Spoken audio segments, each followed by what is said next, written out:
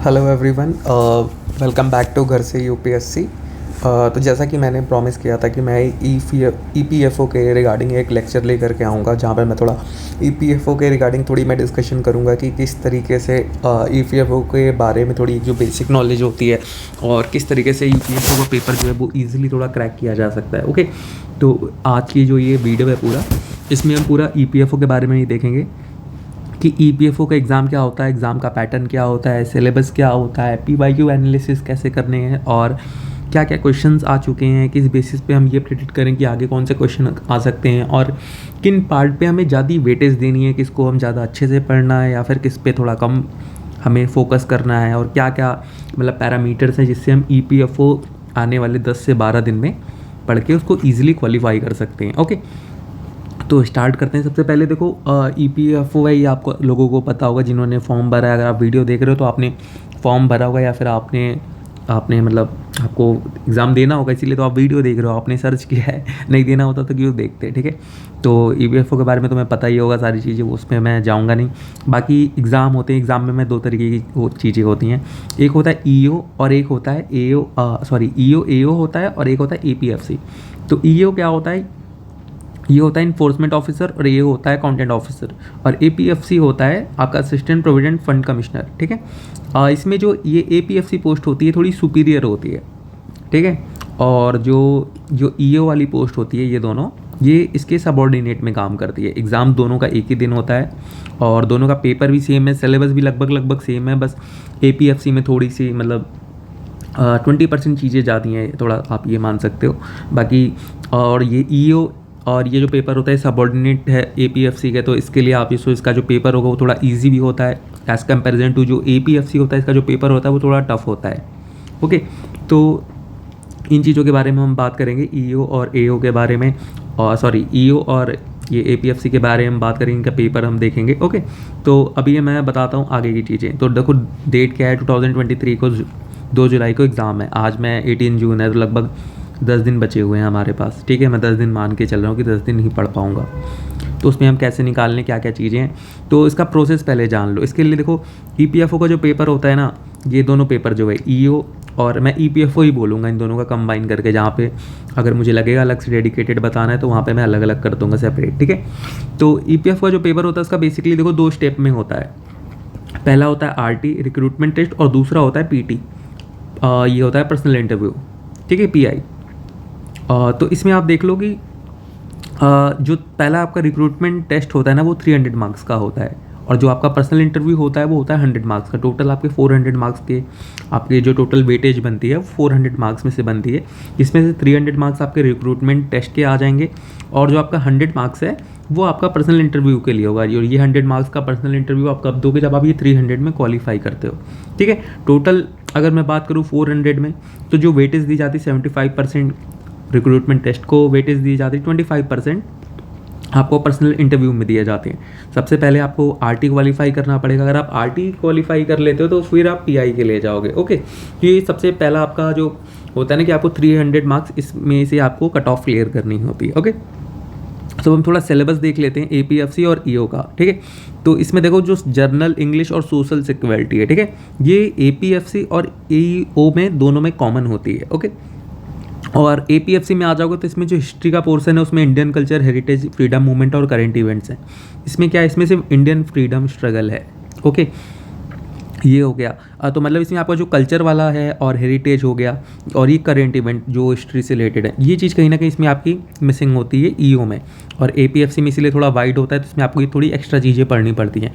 Culture और heritage में इसमें सिर्फ फ्रीडम स्ट्रगल के क्वेश्चन आते हैं। फिर आ गया पॉपुलेशन डेवलपमेंट, ग्लोबलाइजेशन, और इसमें सिर्फ करंट इवेंट्स और डेवलपमेंट इश्यूज जो हैं वो आते हैं। इसमें पॉपुलेशन के बारे में आपको नहीं पढ़ना पड़ता है ईओ में, नो पॉपुलेशन, ठीक है। और यहाँ पे नो कल्चर। और तीसरी चीज़ आ गई इसमें गवर्नेंस और कॉन्स्टिट्यूशन ऑफ इंडिया होता है। इसमें इंडियन पॉलिटी और इकोनॉमी आती है। इंडियन पॉलिटी और इकोनॉमी भी बहुत बेसिक आती है, उतना अगर आपको मतलब अगर आपने थोड़ी एक बार भी अगर लक्ष्मीकांत पढ़े या फिर कुछ बेसिक प्रोविजंस आपको पता है फंडामेंटल राइट्स के, डीपीएसपी के, और कुछ जो कॉन्स्टिट्यूशनल प्रोविजंस है स्पेसिफिक लेबर को लेकर के, ठीक है, तो वो चीज़ अगर आपको पता है तो आप इजीली क्रैक कर सकते हो।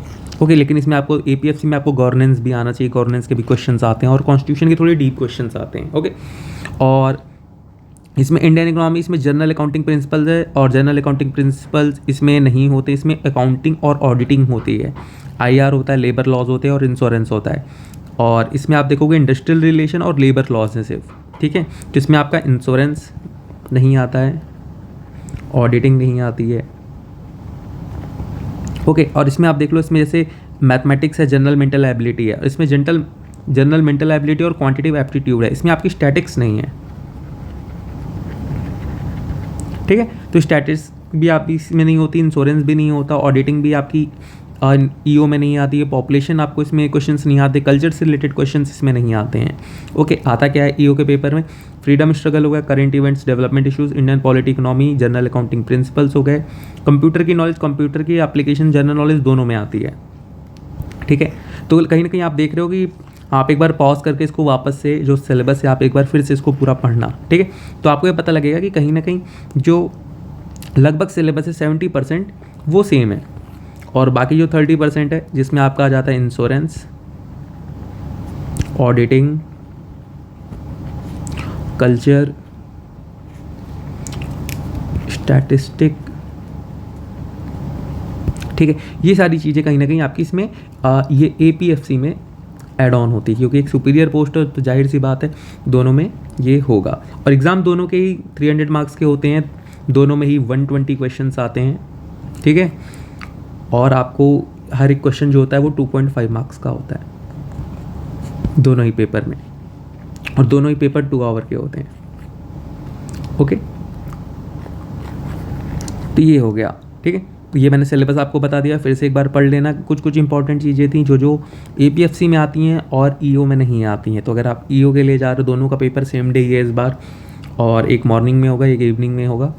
और जो एपीएफसी के लिए अगर आप जा रहे हो तो आपको थोड़ी वाइड प्रिपरेशन करनी पड़ेगी। ईओ के लिए आप कर रहे हो तो मतलब लिमिटेड में भी हो जाएगा।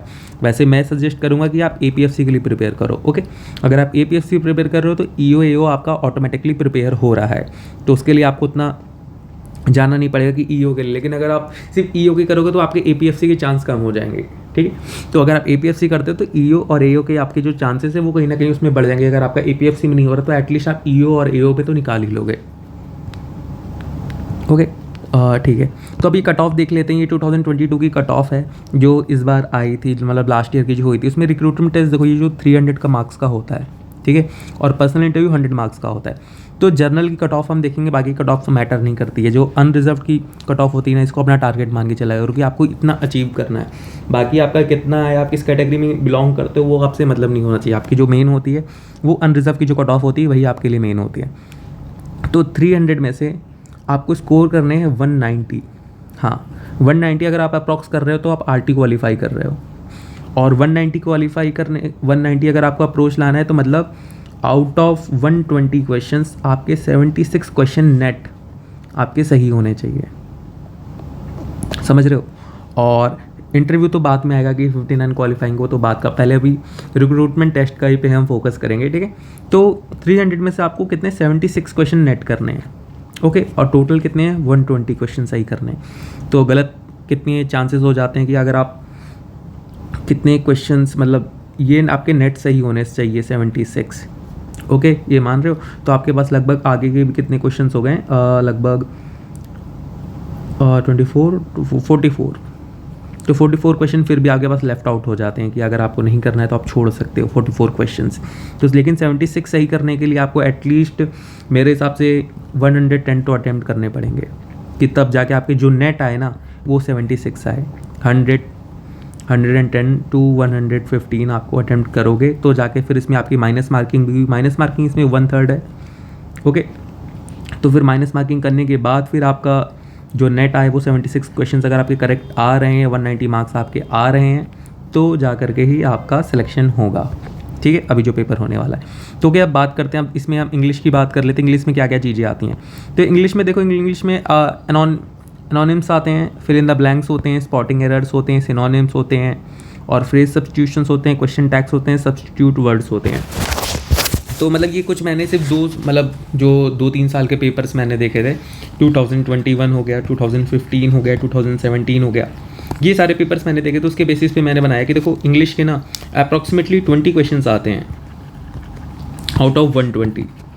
तो कहीं ना कहीं इंग्लिश का एक वेटेज अच्छा है। और इंग्लिश में चीज़ क्या अच्छी है, इंग्लिश में आपको थोड़ी सी मेहनत करनी है, आपको एंटोनिम्स हो गए, सिनोनिम्स हो गए, तो ये चीज़ें अगर आप कर लेते हो ना तो ये बहुत ईजी है और आपको इसमें वेटेज भी अच्छा मिल रहा है कि जहाँ से आप आगे ईजिली जा सकते हो।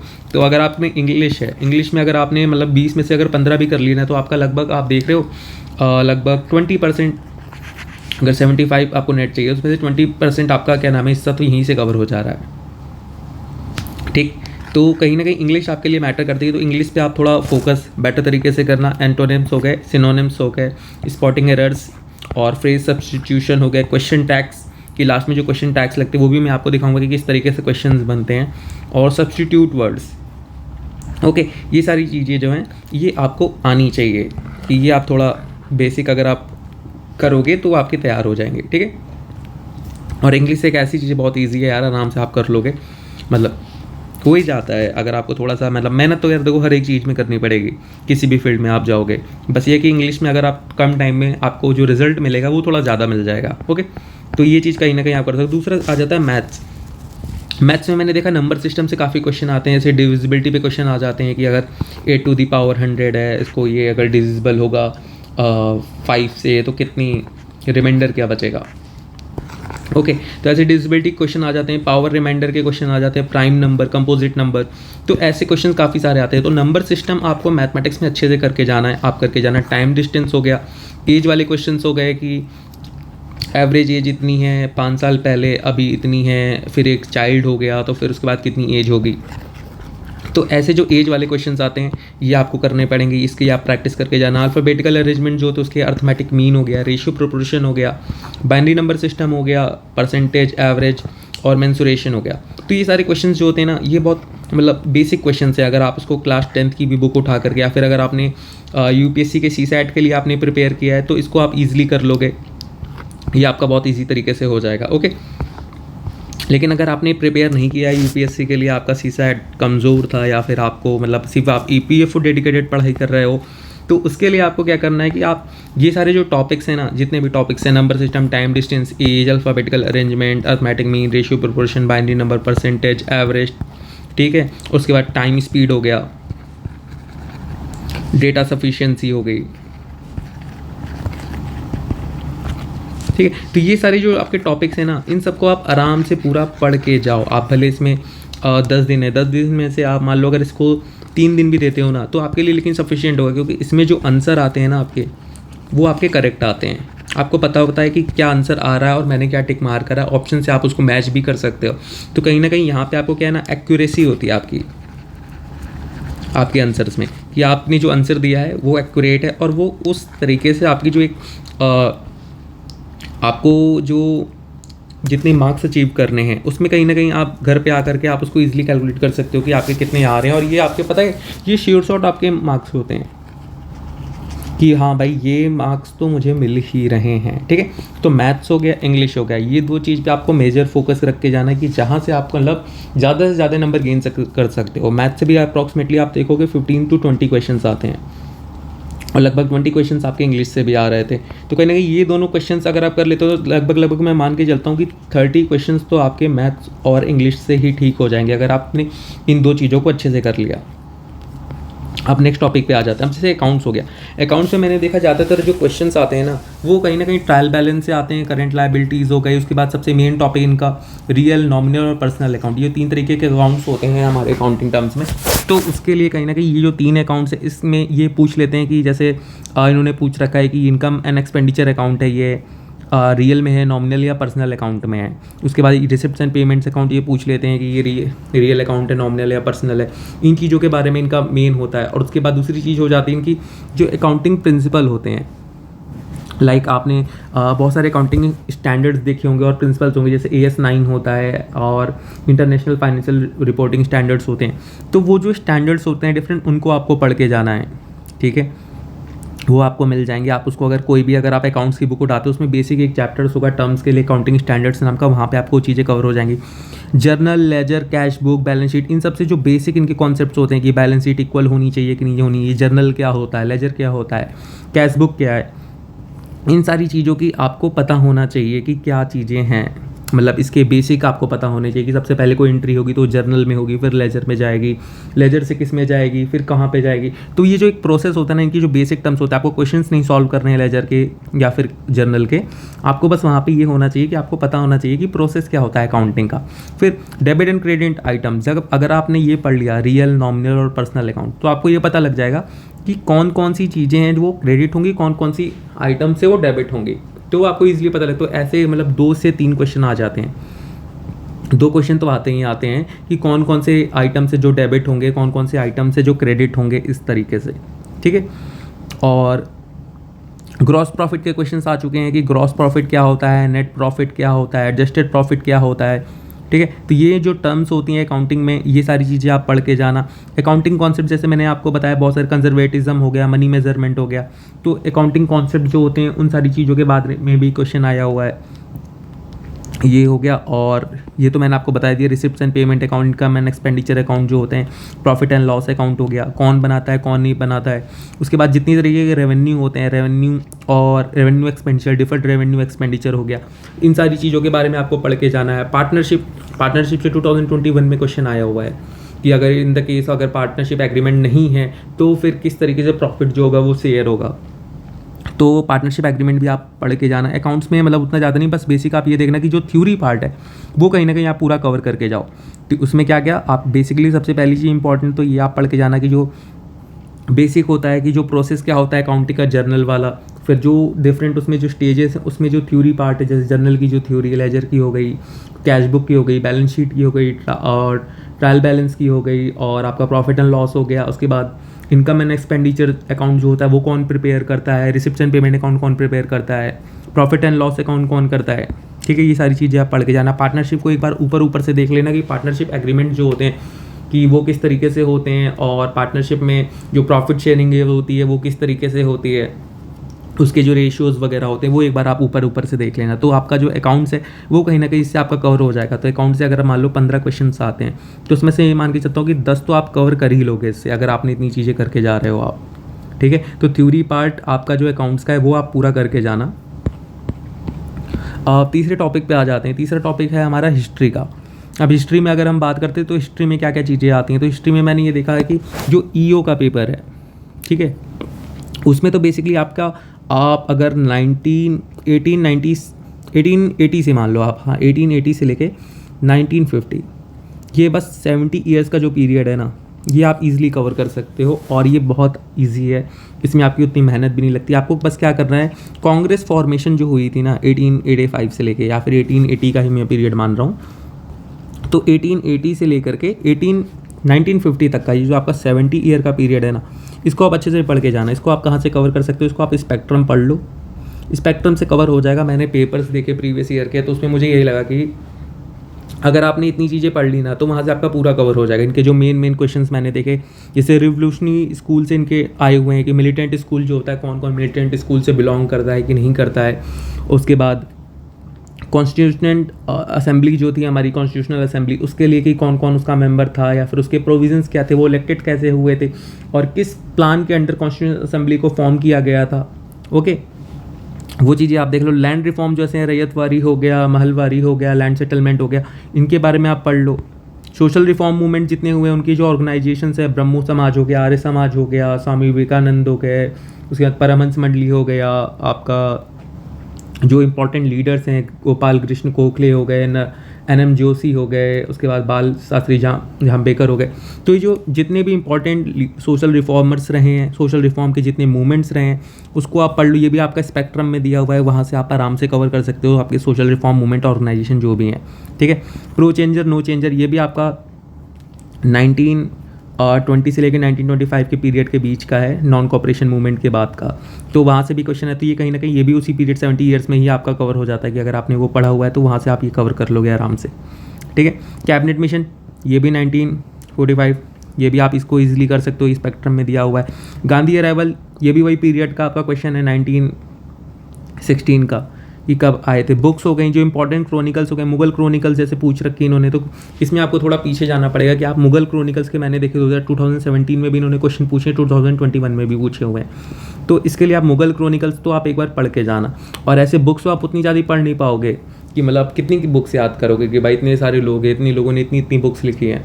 तो कुछ प्रोमिनेंट लीडर्स जो है ना, जैसे दलाई लामा हो गए, इनकी एक मैंने बुक्स देखी, ये तो मतलब कहाँ से आया था क्वेश्चन, ये तो अब बुक में तो ऐसे आप पढ़ नहीं पाओगे। लेकिन इंपॉर्टेंट जैसे अब गांधी है, गांधी पे कोई बुक्स हैं तो उसको एक बार आप गूगल कर लो कि गांधी के ऊपर कौन कौन सी बुक्स लिखी गई हैं, जो फेमस बुक्स हैं, ठीक है, उनके बारे में जान लो।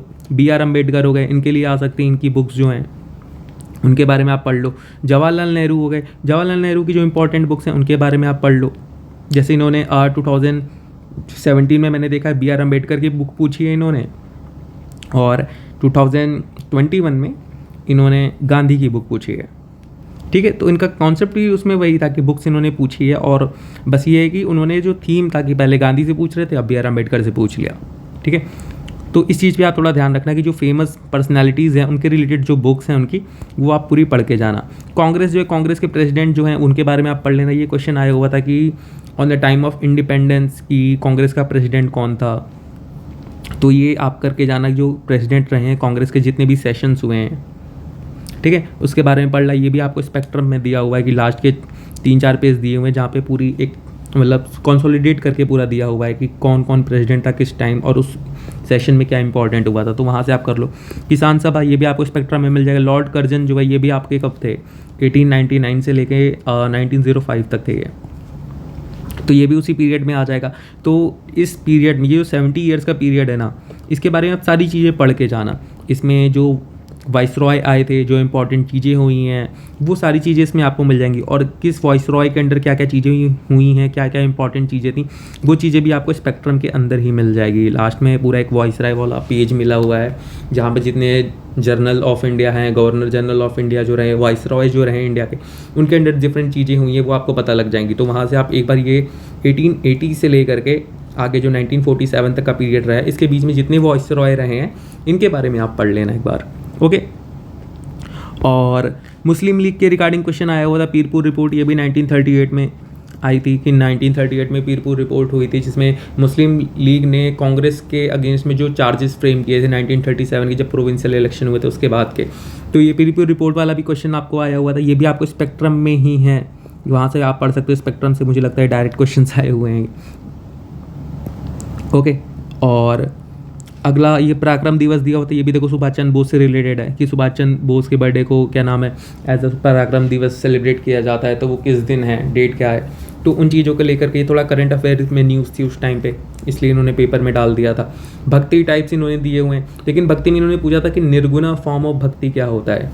अब देखो ये है कल्चर का क्वेश्चन, ठीक है, लेकिन इन्होंने इसको पूछ लिया ईओ के पेपर में। अब ईओ के पेपर में इन्होंने पूछ लिया तो इसलिए पता है, ये भक्ति वाला जो क्वेश्चन था ना, ये 2021 में आया था, हाँ, और इसको इन्होंने पता है डिलीट कर दिया, ये क्वेश्चन वहाँ से हट गया था, डिलीट कर दिया गया था।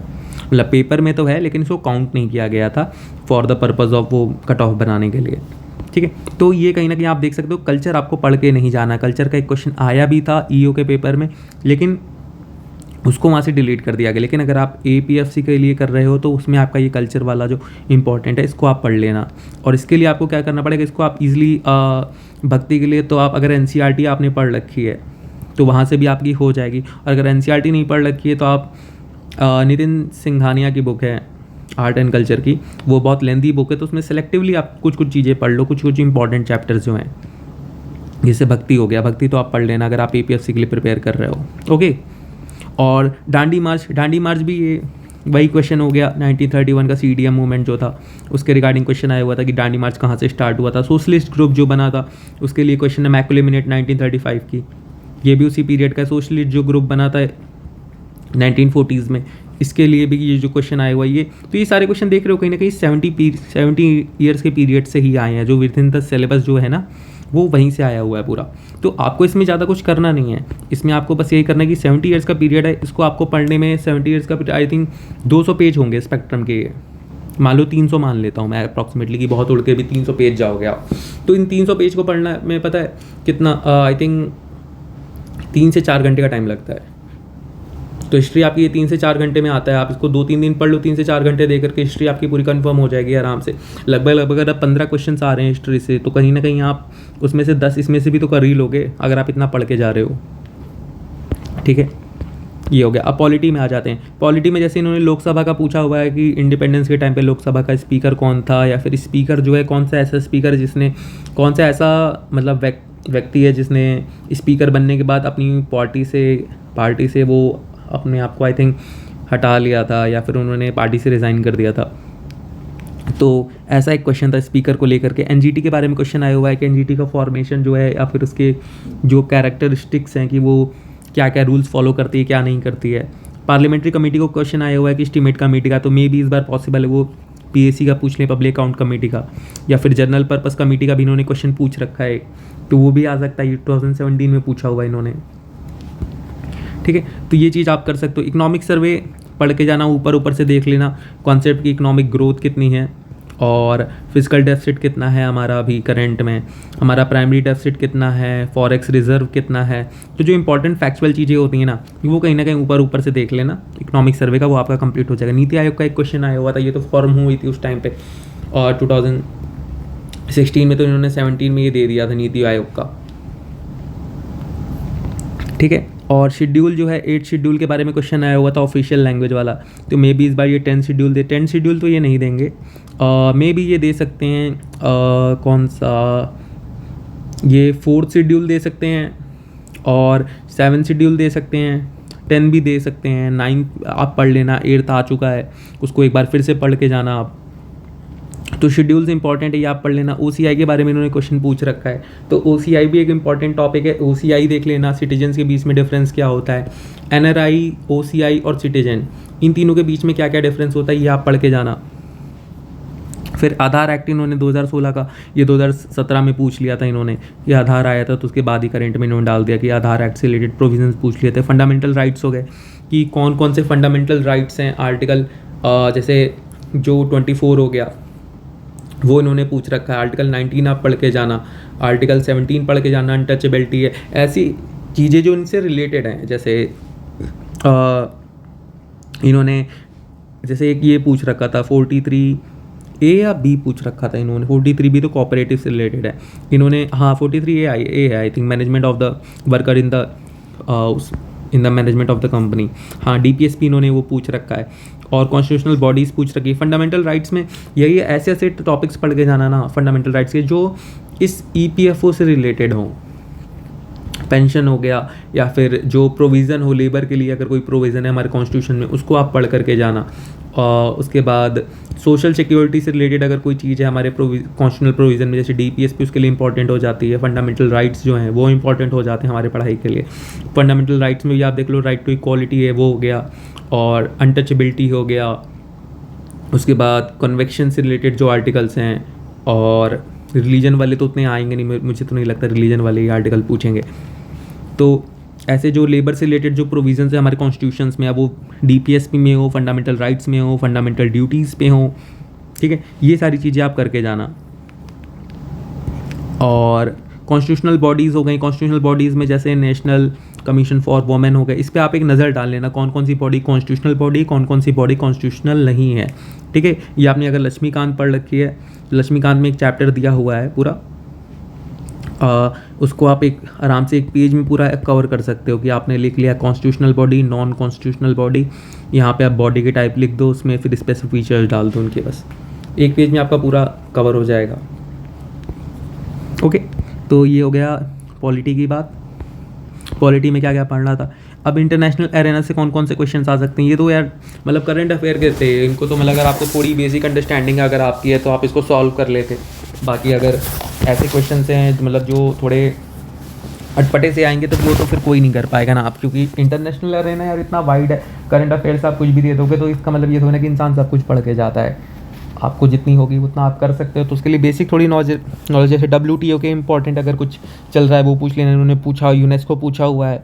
इंडिया के जो इंफ्रास्ट्रक्चर प्रोजेक्ट हैं डिफरेंट कंट्रीज़ के साथ, जैसे कालाधन मल्टी मॉडल प्रोजेक्ट है, अभी एक जो तापी पाइपलाइन है, तापी, हाँ ये पूछ सकते हैं, ये मे भी अगर आप या फिर इंटरनेशनल में जैसे अभी हमारा ये चल रहा चाबार पोर्ट है, इसके बारे में हो गया। तो ऐसी जो चीज़ें इंपॉर्टेंट जो है ना, जो करंटली न्यूज़ में रहती हैं रेगुलरली, तो उनके बारे में थोड़ा थोड़ा सा आप जान लेना। अभी जैसे यूक्रेन है, तो यूक्रेन के रिलेटेड ये कुछ पूछ सकते हैं, यूपीएससी में चल ही रहा है, ईपीएफओ में भी क्या पता ये करंट से रिलेटेड न्यूज़ के लिए डाल दें।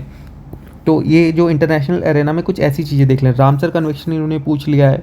रिपब्लिक डे में जो गेस्ट आए थे इस बार, जैसे ब्राज़ील के आए थे, ब्राज़ील इजिप्ट के आए थे क्या, और इन्होंने पिछली बार पूछा था बांग्लादेश के जब आए थे, इजिप्ट के आए थे आई थिंक इस ईयर। तो उन चीज़ों के बारे में थोड़ा जो इंपॉर्टेंट चीज़ें हैं इंटरनेशनल कंट्रीज से रिलेटेड हमारे, उनको थोड़ा कहीं ना कहीं आप देख लेना, जो करंट अफेयर्स में रही हो पिछले 5-6 महीने में। अब कंप्यूटर पे आ जाते हैं। तो कंप्यूटर में देखो यार, बेसिक चीज़ें मैंने देखी कि इनका एक जो बेसिक कॉन्सेप्ट होता है इनपुट और आउटपुट का, वो इनके क्वेश्चंस काफ़ी ज़्यादा आते हैं। वो इनपुट और आउटपुट को लेकर के वो सीपीयू से भी आ सकते हैं, वो ड्राइवर्स को लेकर के इन्होंने क्वेश्चंस पूछे हुए हैं, ठीक है। तो इनपुट और आउटपुट के बेसिक्स आपको आने चाहिए। अगर आपको बेसिक्स आते होंगे ना इनपुट और आउटपुट के, तो कहीं ना कहीं जो बाकी क्वेश्चन वो कैसे भी फ्रेम कर ले वो आप वहाँ पे कर लोगे। अब वो चाहे ड्राइवर से आ जाए, चाहे वो सीपीयू से आ जाए, चाहे मेमोरी से रिलेटेड हो, तो ये कहीं ना कहीं आप रखना कि इनपुट आउटपुट को थोड़ा बेसिक पढ़ के जाना। Memory, types of memory, cache memory, flash memory, ROM, RAM, तो इन चीज़ों के बारे में भी आप एक बेसिक अंडरस्टैंडिंग अपनी ले करके जाना कि जो मेमोरी है उस टॉपिक को आप अच्छे से करके जाओ, क्योंकि 2017 में भी पूछा इन्होंने, 2021 में भी मेमोरी के पूछा, और हर साल मैं देखता हूँ 2 से 3 क्वेश्चन आ जाते हैं मेमोरी के इनके। वेब ब्राउज़र वगैरह दे रखी है, language translator, audio file format. अब जैसे इन्होंने 2021 में ऑडियो फाइल फॉर्मेट पूछा हुआ है, तो मे बी अब इस साल ये पूछ सकते हैं ये इमेज के फॉर्मेट पूछ सकते हैं कि जेपीजी, ये सारी चीज़ें डाल के पीएनजी हो गया, क्या पता ये इस बार वीडियो की फॉर्मेट पूछ लें, ठीक है। तो ये कुछ बेसिक चीज़ें हैं, वो आप पढ़ के जाना। जो कंप्यूटर की आप कोई भी एक बुक उठा लो बेसिक कंप्यूटर की, तो उसमें आपको सारी चीज़ें मिल जाएंगी, ठीक है। तो वहाँ से आप क्या नाम है इसको पढ़ लेना। बाकी मैं देखता हूँ अगर मुझे सोर्स रिलेटेड चीज़ें मिल जाती हैं कि कहाँ से एग्जैक्टली, अगर कोई ऐसा सोर्स मिल जाए जहाँ से आपकी सारी चीज़ें कवर हो जाए, तो उसकी भी मैं एक डेडिकेटेड वीडियो बना के डाल दूँगा कि कौन कौन सी ये जो पूरे टॉपिक वाइज है कि हिस्ट्री कहाँ से कवर कर सकते हो ईपीएफओ के लिए, और बाकी चीज़ें कंप्यूटर हो गया, पॉलिटी हो गई, सोशल सिक्योरिटी हो गई, इन सारी चीज़ों में, ओके। तो कंप्यूटर में भी जहाँ तक मैंने देखा है कि बेसिक क्वेश्चन पूछते हैं, अप्रॉक्सीमेटली एवरेज पे 10 क्वेश्चन आ जाते हैं कंप्यूटर के, ओके। तो कंप्यूटर अगर आप कर लेते हो, इसमें भी मैं अप्रॉक्सीमेटली लेके चलता हूँ कि 6 से 7 क्वेश्चन आप आराम से कर लोगे अगर आपने अच्छे से इसको पढ़ा है। फिर आ जाते हैं सोशल सिक्योरिटी और स्कीम्स को लेकर। सोशल सिक्योरिटी और स्कीम्स जो होती हैं गवर्नमेंट की, उसमें आप देख लेना, जैसे नमामि गंगे प्रोग्राम पूछा है, सुकन्या समृद्धि योजना हो गया, उसके बाद पीएम कृषि सिंचाई योजना हो गया, पहल स्कीम जो थी वो इन्होंने पूछी हुई है। तो ऐसी स्कीम्स पढ़ लेना जो सोशल सिक्योरिटी के रिलेटेड जो स्कीम्स बनी हुई है ना, ये आप पढ़ के जाना। और इसमें ध्यान क्या रखना, आपको पढ़ना क्या है, जैसे मैंने देखा ये अमाउंट बहुत पूछते हैं अगर अमाउंट से रिलेटेड है, जैसे पेंशन में कितनी अमाउंट मिलेगी, या फिर पेंशन की या फिर कोई अमाउंट है, प्रीमियम अमाउंट कितनी होगी, बेनिफिशियरी कौन कौन है, ठीक है, ये चीज़ें। अब जैसे यूपीएससी अगर आप सीएससी का पेपर दोगे ना, तो सीएससी क्या पूछता है, सीएससी बेसिकली पूछेगा मिनिस्ट्री क्या होती है, बेनिफिशियरी के लिए पूछेगा ये अमाउंट वगैरह में नहीं जाता है। लेकिन ईपीएफओ क्या है, ईपीएफओ एक फंड से रिलेटेड ऑर्गेनाइजेशन है जहाँ पे फंड मैनेजमेंट होता है, वहाँ पे तो उसके लिए जो इंपॉर्टेंट चीज़ है ना वो फंड है बेसिकली। और सीएससी के लिए क्या एडमिनिस्ट्रेटिव इंपॉर्टेंस है, तो उसके लिए बेनिफिशियरी इंपॉर्टेंट है, एडमिनिस्ट्रेशन से रिलेटेड जो पर्टिकुलर स्कीम से रिलेटेड चीज़ें वो उसके लिए इंपॉर्टेंट है। तो ईपीएफओ की अगर आप कर रहे हो तो यहाँ पे आपको बेसिकली अगर कहीं पे अमाउंट का जिक्र है तो अमाउंट आप बिल्कुल याद रख करके जाना, और वो जो स्कीम है वो उसका एम क्या है ये याद कर लेना, और बेनिफिशियरी, ये 3 चीज़ें अगर आप कर लेते हो सोशल जो आपकी स्कीम्स हैं उनका, तो आपका कहीं ना कहीं इसमें थोड़ा ईजी हो जाएगा करने के लिए। फिर आ जाते हैं लेबर एक्ट्स और इंडस्ट्रियल रिलेशन। तो कुछ लेबर एक्ट्स और इंडस्ट्रियल रिलेशन के कुछ कॉन्सेप्ट्स होते हैं। अब जैसे इंडस्ट्रियल रिलेशन ये तो पूरा अपने आप में एक वाइड एक पूरा कोर्स है, लेकिन इसमें कुछ बेसिक चीज़ें होती हैं, जैसे इंडस्ट्रियल टर्म्स हो गई, ओके, इन ट्रेड यूनियंस हो गए, उसके बाद मोनोपोलिस्टिक कॉम्पिटिशन हो गया, और टाइप्स ऑफ यूनियनिज्म हो गया, फिर पर्सपेक्टिव जो है डिफरेंट इंडस्ट्रियल रिलेशन को लेकर के, ये सारे क्वेश्चंस आ चुके हैं। तो इन चीज़ों को लेकर के आप इंडस्ट्रियल रिलेशन अपना तैयार कर लेना, ठीक है। अगर नहीं हो पाता है तो मैं कोशिश करूँगा कि मैं जहाँ तक एक नोट्स कंपाइल करके वो सेंड कर दूँ ग्रुप पे टेलीग्राम पे, या फिर मैं एक डेडिकेटेड वीडियो बना दूँ इंडस्ट्रियल रिलेशन को लेकर के, जहाँ पे जो टॉपिक्स जो आ चुके हैं पीवाईक्यू में उनको कहीं ना कहीं मैं वहाँ पे कवर कर दूँ और इंडस्ट्रियल रिलेशन जितना मैंने पढ़ा है वो मैं आप लोगों को उसमें बता दूँ। ओके, तो इंडस्ट्रियल रिलेशन हो गया। और लेबर लॉज को लेकर के जैसे पेमेंट ऑफ ग्रेजुइटी एक्ट हो गया, मिनिमम वेजेस एक्ट हो गए, अटल पेंशन योजना हो गई, फैक्ट्रीज एक्ट 1948 हो गया, फिर इंटरनेशनल लेबर ऑर्गेनाइजेशन जो है उसका फिलाडेल्फिया डिक्लेरेशन है, ठीक है, ये हो गए। तो ये कुछ टॉपिक्स हैं। ट्रेड यूनियन एक्ट 1948 का हो गया। तो जितने भी एक्ट्स हैं अभी जैसे कोड आए हुए हैं, code on labour wages, 4 code है ना, code of social security, code on industrial religion, code on wages.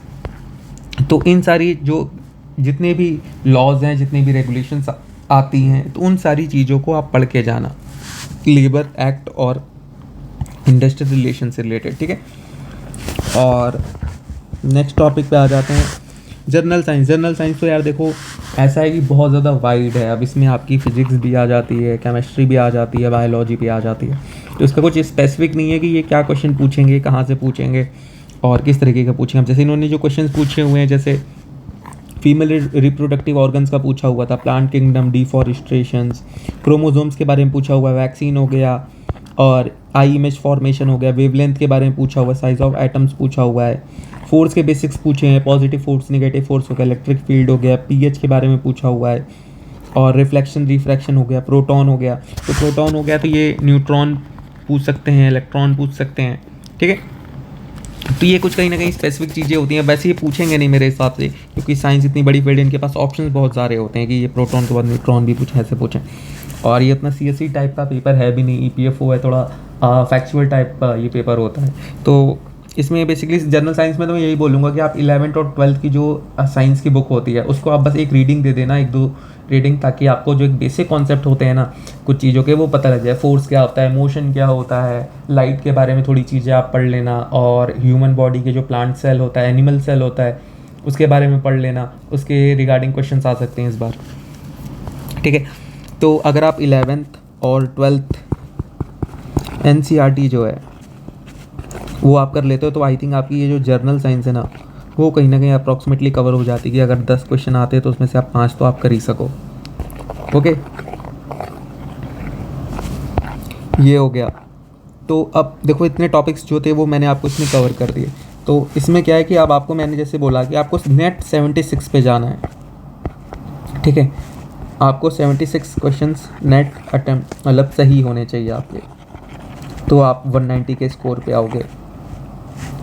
Okay, तो अगर आपको अब ये करना है तो इस 176 में आपको यहाँ पे रिकग्नाइज़ करना पड़ेगा कि इतने मार्क्स मैं इंग्लिश से ले आ सकता हूँ, इतने मैं मैथ से हो जाएंगे, इतने कंप्यूटर से हो जाएंगे, इतने मैं पॉलिटी में कवर कर दूंगा। वैसे इनके क्वेश्चन स्पेसिफिक भी नहीं है कि किस क्वेश्चन से ये कितना वेटेज देंगे किस सब्जेक्ट को, तो उसके अकॉर्डिंगली देखो इंग्लिश में तो आपका हो जाएगा कि 20 क्वेश्चन तो अप्रॉक्सीमेटली आते हैं, 15 से 20 क्वेश्चन इंग्लिश के, तो उसमें कहीं ना कहीं आप इंग्लिश पे वेटेज डाल सकते हो ज़्यादा।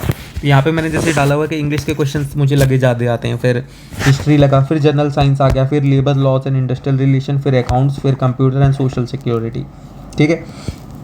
तो अब सबसे मेन फोकस मैं इंग्लिश पे रखूँगा अपना, फिर मैं हिस्ट्री पे जाऊँगा, फिर जनरल साइंस मैं उठाऊँगा पढ़ने के लिए, फिर labour laws and industrial relation. इसमें क्या कर सकते हो ना कि आप जनरल साइंस से पहले ना ये पढ़ सकते हो, क्योंकि जनरल साइंस बहुत ज़्यादा ब्रॉड है। तो इसमें अगर आपने ये पढ़ लिया, अकाउंट्स पढ़ लिया, तो इससे आपके पता है जनरल साइंस के अगर आप क्वेश्चन नहीं आ रहे तो उसको आप यहाँ से कंपनसेट कर सकते हो, अगर आपने इंडस्ट्रियल लॉज, लेबर लॉज और ये अकाउंट्स अगर आपने पढ़ रखी है।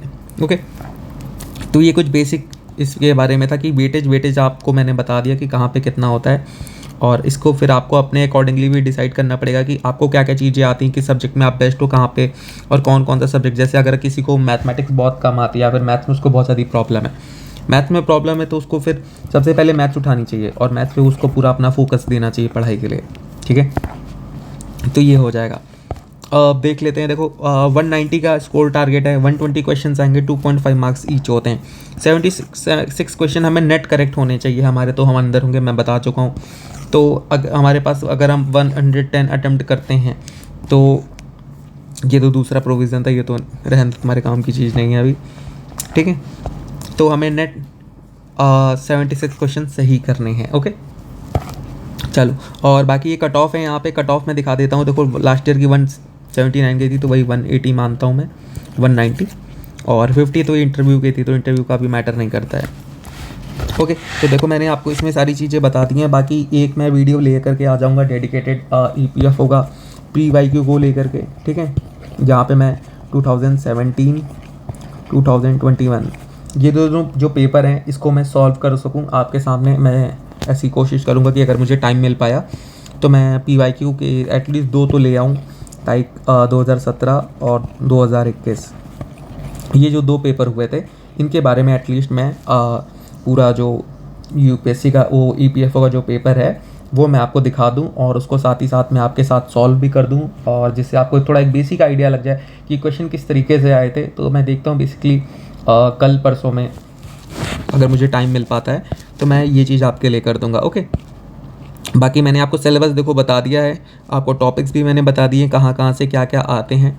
इस वीडियो को 1-2 बार पॉज कर लेना आराम से, जो जो टॉपिक लगे इंपॉर्टेंट है या फिर जो जो आपके लग रहा है कि उसको और क्लियरली आपको करना है, तो वो चीज़ आप वहाँ से अपनी एक रफ कॉपी में नोट डाउन कर लेना, सामने दीवार पे लगा लो, डेट लिख लो, टाइम बांट लो कि 2 दिन मतलब एक दिन में जैसे हाफ में डिवाइड कर लो कि सुबह आपने मान लो आपने इंग्लिश प्रिपेयर कर ली, शाम में मैथ्स कर लो। ऐसे करके आप 2 दिन में आप ख़त्म कर दोगे ये इंग्लिश और मैथ, 2 या 3 दिन में मैक्सिमम ख़त्म हो जाएगा। एक दिन में आप अपना कंप्यूटर उठा लो, अकाउंट्स उठा लो, कंप्यूटर अकाउंट्स आपने ख़त्म कर दिया।